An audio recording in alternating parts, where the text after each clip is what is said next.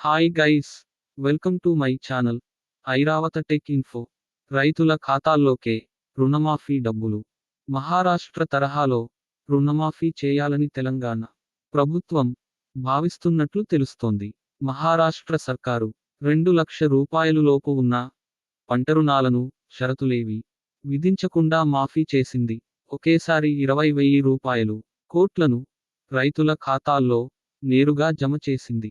ఆ సొమ్మును loan payment కింద బ్యాంకులు జమ చేసుకున్నాయి.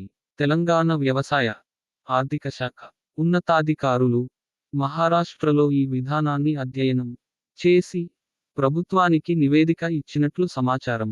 రుణాలు కట్టాలని రైతుల వెంట పడుతున్న బ్యాంకు అధికారులకు సీఎం రేవంత్ రెడ్డి కీలక విజ్ఞప్తి చేశారు.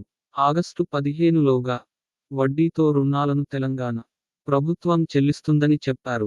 బ్యాంకు అధికారులు రైతులను ఇబ్బంది పెట్టొద్దని కోరారు. రుణాల చెల్లింపు బాధ్యత రాష్ట్ర ప్రభుత్వం తీసుకుంటుందని పేర్కొన్నారు. ఇలాంటి మరిన్ని వీడియోల కోసం లైక్, షేర్ చేయండి. మీ సందేహాలను కామెంట్ చేయండి. Subscribe my channel Airavata tech info.